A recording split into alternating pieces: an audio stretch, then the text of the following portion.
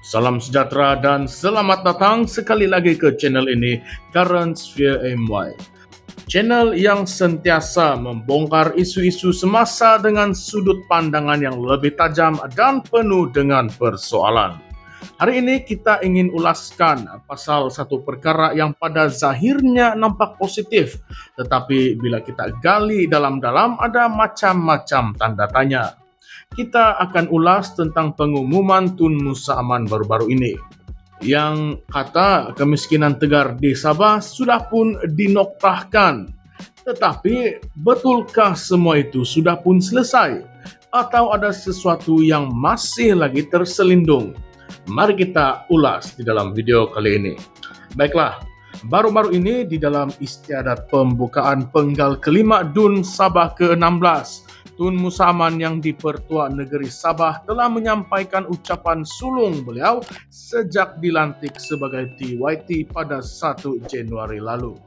Di dalam ucapannya, beliau menyatakan rasa bangga terhadap kerajaan negeri kerana berjaya menoktahkan kemiskinan tegar di Sabah melalui program menoktahkan kemiskinan tegar fasa 1. Menurutnya, seramai 22.510 ketua isi rumah ataupun KIR yang tersenarai sebagai miskin tegar dalam senarai log figure pada 31 Januari 2024 telah berjaya dikeluarkan daripada kategori tersebut.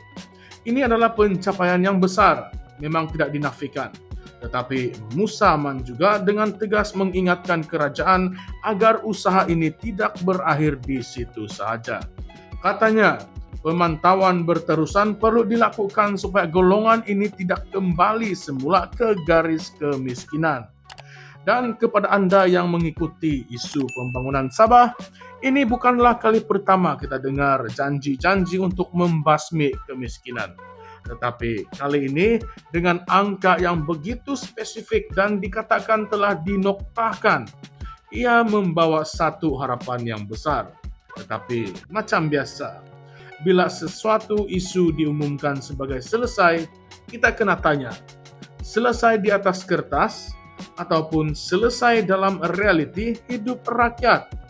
Nah, macam mana tuh? Dan seterusnya, Tun Musa juga menyentuh pelbagai inisiatif lain yang turut menyokong usaha mengangkat rakyat keluar daripada kemiskinan.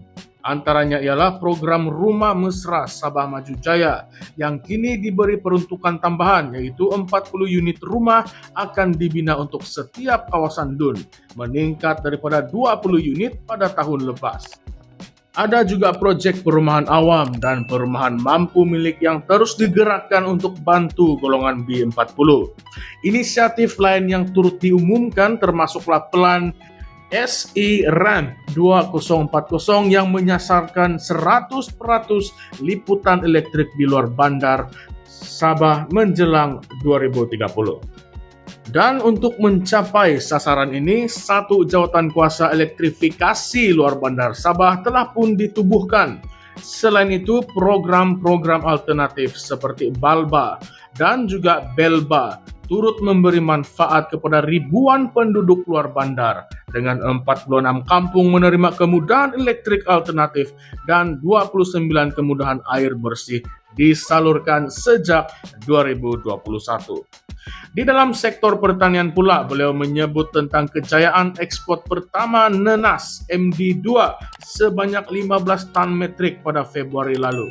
Hasil dari program inisiatif pendapatan rakyat IPR yang turut memberi manfaat kepada 450 pekebun kecil luar bandar.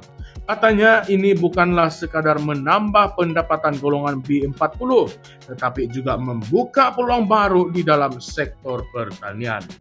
Semuanya ini bunyinya sangat hebat. Tetapi sekarang mari kita berpikir, sejauh mana semua ini benar-benar sampai ke bawah? Adakah penghapusan kemiskinan tegar itu bermaksud pendapatan isi rumah sudah meningkat ke tahap yang selesa?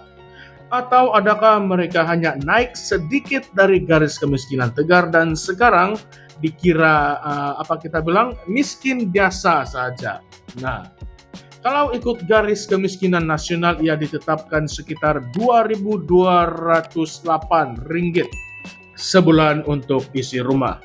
Jadi, kalau seseorang KIR itu kini berpendapatan Rp2.300, adakah itu bermaksud mereka kini bukan lagi miskin tegar?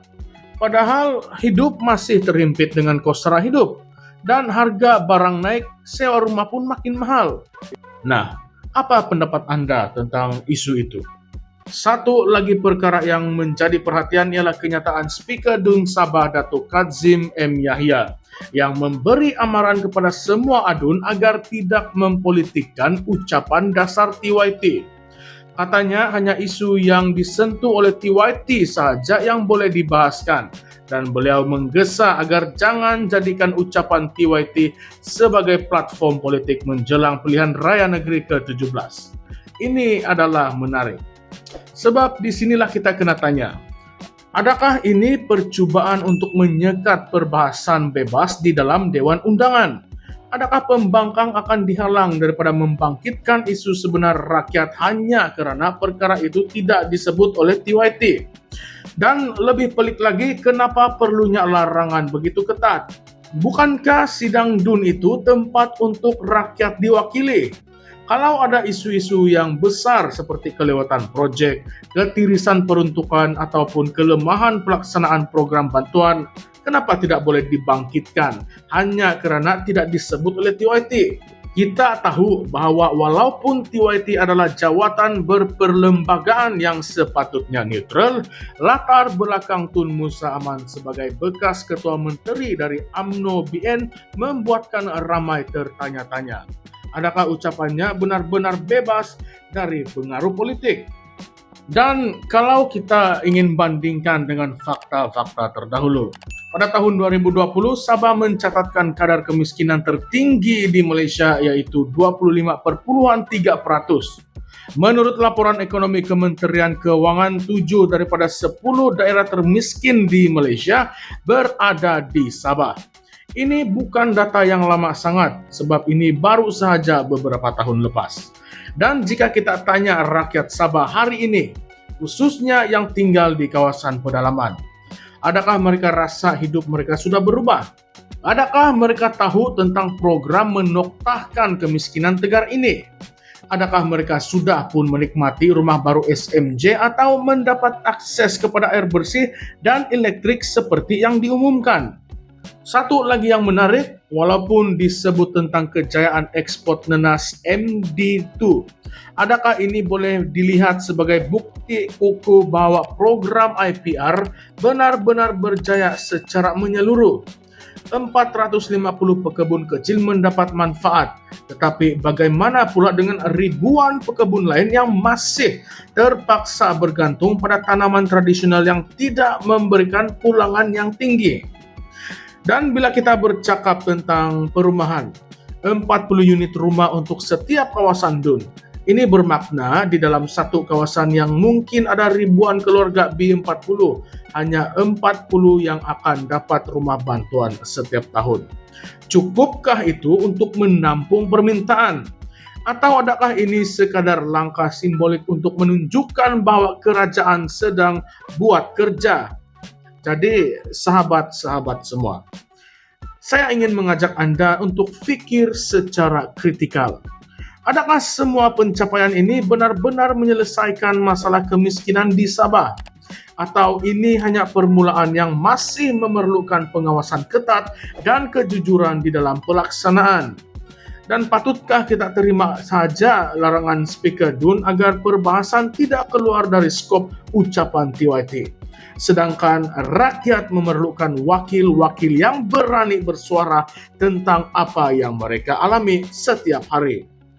Memang banyak yang kita boleh persoalkan, dan saya yakin Anda di luar sana pun banyak persoalan serta pandangan Anda sendiri.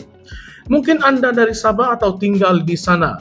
Jadi, oleh itu, ungsilah pandangan serta pendapat Anda dengan kami di ruangan komen di bawah. Adakah Anda rasa pembangunan benar-benar sampai ke akar umbi? atau sekadar kertas laporan yang cantik untuk dibentangkan di DUN saja. Baiklah, sebelum kita menamatkan video kita pada kali ini, jangan lupa untuk like, share, dan subscribe kepada channel ini Currents VMY. Kita bukan hanya mahu menjadi penonton, kita mahu jadi rakyat yang cakna, yang berani bertanya, dan yang tidak mudah terpedaya dengan angka tanpa reality. Jumpa lagi di dalam episode seterusnya, dan ingat, kita bukan lawan kerajaan, kita bukan lawan pembangkang. Kita cuma mahu suara rakyat jangan dibisukan. Terima kasih semua karena telah menonton. Jumpa lagi.